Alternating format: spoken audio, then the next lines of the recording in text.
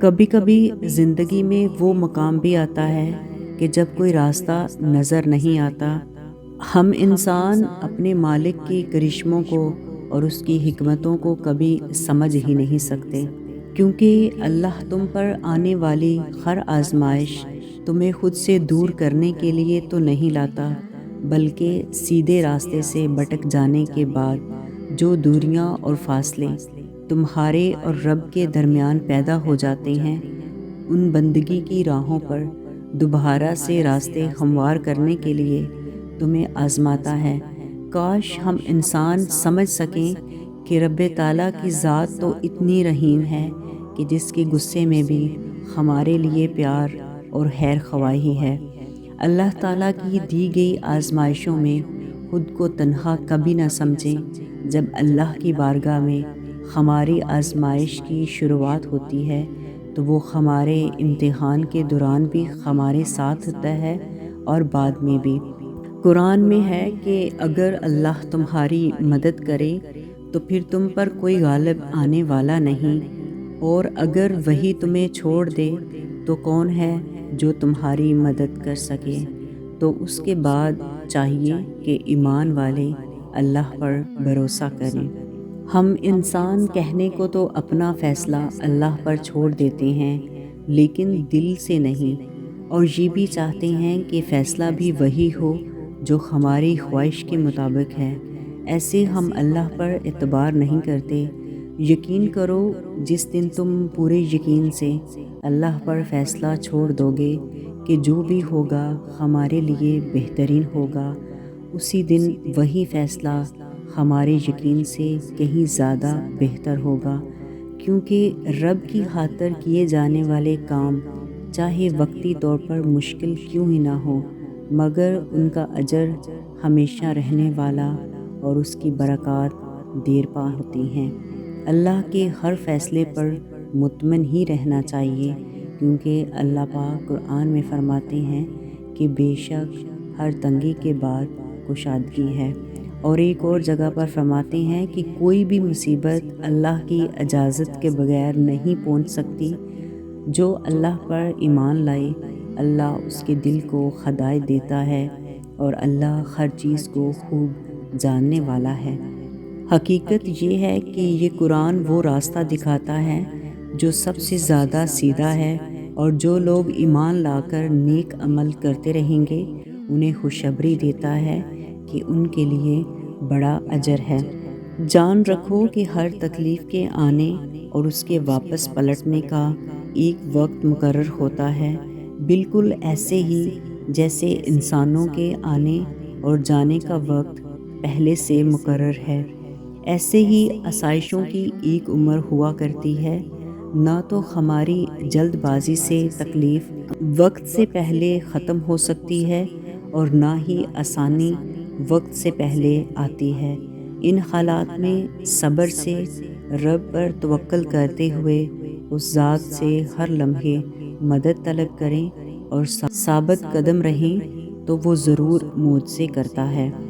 دل جب درد کی کڑی گرفت میں ہو، کچھ کہہ نہ سکو، تب بھی وہ شارک سے قریب سن رہا ہوتا ہے۔ وہ دلوں کے حال خوب جانتا ہے، اور یہ آزمائشیں تو وقتی ہیں جو تمہیں اپنے رب کی پہچان کروانے آتے ہیں۔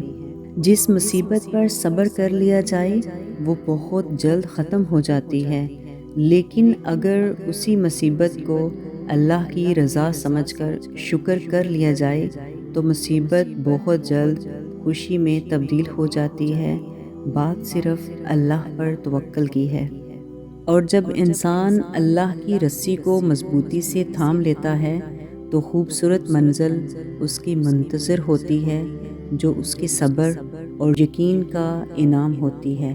اور جب آپ اللہ پر یقین کرنا سیکھ جاتے ہیں تو آپ کو پستیوں سے ڈر نہیں لگے گا۔ آپ اس بات کو سمجھ جائیں گے کہ جس پر بھروسہ کیا ہے وہ بلندیوں کا بادشاہ ہے۔ دنیا میں آزمائش انہی کے لیے ہے جنہیں اللہ چاہتا ہے، اور قربانی اور صبر وہی کرتے ہیں جو اللہ کو چاہتے ہیں، اور جو اللہ پر توکل کرتے ہیں اللہ انہیں وہاں سے عطا کرتا ہے جہاں سے انہوں نے گمان بھی نہیں کیا ہوتا۔ امام ابن رجب رحمۃ اللہ علیہ فرماتے ہیں کہ آسانی کا انتظار کرنا بھی عبادت ہے، کیونکہ آزمائش ہمیشہ نہیں رہتی۔ دیکھو، مشکلات سے گھبرا کر اداس نہیں ہوا کرو۔ جب انسان مایوسی میں ہوتا ہے تو ہر منفی خیال سوچتا ہے، اور شیطان ایسی سچویشن سے بہت خوش ہوتا ہے اور تمہارے منفی خیالات، جذبات کو ابھارتا ہے۔ تم جانتے ہو کہ مایوسی اللہ کو پسند نہیں، مایوسی گناہ ہے، اور اگر تمہاری آزمائش سخت سے سخت تر ہوتی جا رہی ہے تو ممکن ہے کہ آپ اللہ کے محبوب ترین بندوں کی فہرست میں شامل کیے جا رہے ہوں۔ ہم سمجھ سکیں کہ جو درد ہمیں اپنی طاقت سے زیادہ لگتا ہے وہ دراصل ہمارے حوصلوں کی حدود کے اندر ہوتا ہے، اور ہم اسے پہچان نہیں پاتے، بس ذرا سی تکلیف کی شدت برداشت نہیں کر پاتے۔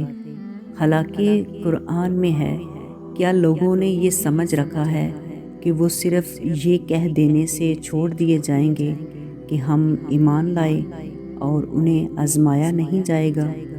اصل بات انسان کے ایمان اور توکل کی ہے۔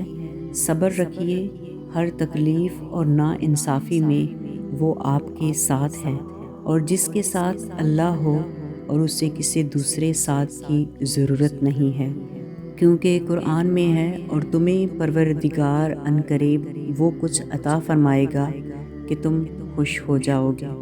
جب منفی سوچ دماغ پر حاوی ہونے لگے، دل پریشان ہو، تو اپنی زبان پر رب کا ذکر جاری رکھیں، استغفار اور درود شریف کی تسبیح کریں، ہر مشکل آسان ہو جائے گی۔ تمہاری مشکل آسمان جتنی بڑی ہی کیوں نہ ہو، اگر تمہارا اللہ پر یقین ہے تو کوئی بھی تم کو ہرا نہیں سکتا۔ اگر وہ کہتا ہے کہ مشکل کے ساتھ آسانی ہے تو یقین رکھنا، کیونکہ اس کی کہی ہوئی بات کے زبر کے ذرے میں بھی حکمت چھپی ہے۔ لیکن ہم انسان اس بات کو نہیں سمجھتے، اور جب اللہ سے مشورہ مانگا جاتا ہے تو وہ مشورہ بھی ملتا ہے اور غیبی مدد بھی، کیونکہ اللہ خود فرماتا ہے کہ نماز اور قرآن سے مدد حاصل کرو۔ اور یہ حقیقت ہے کہ کوئی صبر سے کام لے اور درگزر کر جائے تو بڑی ہمت کی بات ہے، اور جو تمہیں تکلیف پیش آئے اس پر صبر کیا کرو۔